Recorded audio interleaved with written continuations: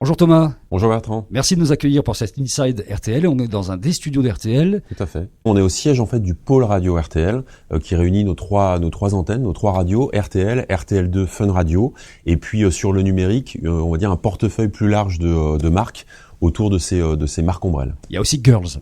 Il y a aussi Girls dont on a fait l'acquisition il y a maintenant 1 an et demi, exactement. Vous êtes arrivé à cette fonction suprême, on va dire, il y a assez peu de temps. Il y a exactement 2 ans et demi. Et vous avez mis en place plein de choses très rapidement. Déjà le fait de filmer, c'était déjà le cas ou pas Non, par contre c'est effectivement quelque chose qu'on a fait très rapidement après mon arrivée, c'est de pouvoir filmer et faire la captation de nos émissions en live vidéo. Vous êtes le François Ier de la Renaissance de RTL Net. Vous avez lancé un programme Renaissance en fait. Exactement, très modestement, un programme et un processus qu'on a appelé Digital Renaissance, qui visait à la transformation de nos marques sur le digital, et qui avait pour objectif en tous les cas de faire que nos médias radio s'adaptent au mieux à cet univers numérique. RTL Matin, laissez-vous tenter avec Yves Calvi. 9h11, Bernard Lehu, bonjour. Bonjour. Un polar qui emballe Stephen King, que Steven Spielberg veut adapter au cinéma et qui séduit les lecteurs par millions.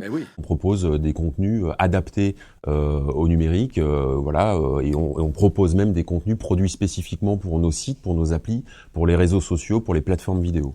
Aujourd'hui, RTL Net, c'est combien? 50 personnes à peu près? C'est une cinquantaine de personnes, exactement. Qui travaillent sur l'ensemble des titres? Alors répartis, on va dire, de manière assez égale entre les fonctions techniques, marketing et contenu.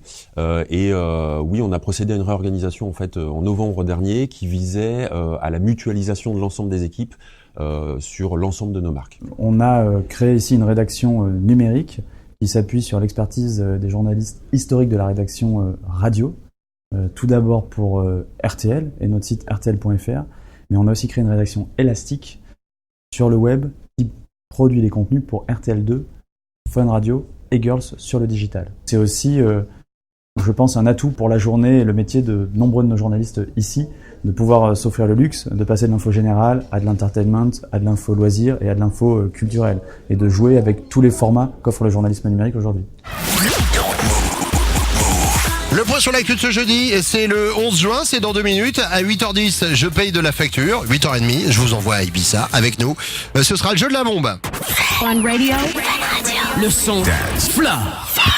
On est depuis 27 mois consécutifs, je crois, leader des sites radio. Et puis on a un double enjeu et objectif qui est de s'inscrire et de remonter dans le top des sites d'actualité. On a atteint la 12e place notamment en mars, et on se positionne effectivement alors comme un site un peu plus large, c'est-à-dire le meilleur mix et la meilleure convergence entre un site radio et un site d'information. On a lancé RTL.fr il y a maintenant 1 an sur cette base et cette plateforme commune qu'on a appelée Digital Renaissance, RTL2 au mois de mars, Girls au mois d'avril, et puis on finit cette première grande étape par Fun Radio au mois de juin.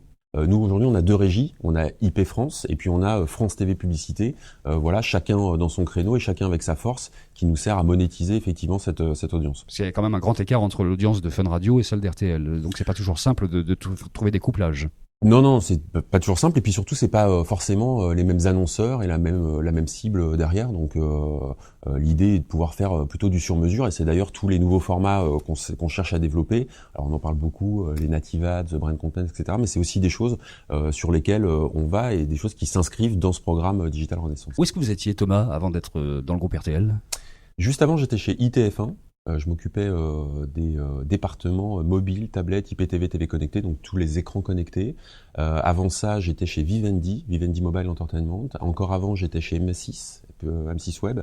Donc voilà, plutôt toujours au démarrage de filiales de groupes médias télé. Et c'est vrai que la radio a été pour moi une nouvelle aventure. On vous a déjà dit que vous aviez une voix de radio? On me l'a déjà dit, oui. Oui. Et alors, il n'y a pas la tentation de se mettre derrière un micro? Si, toujours. Mais donc là, je suis ravi de pouvoir en profiter avec vous, voilà.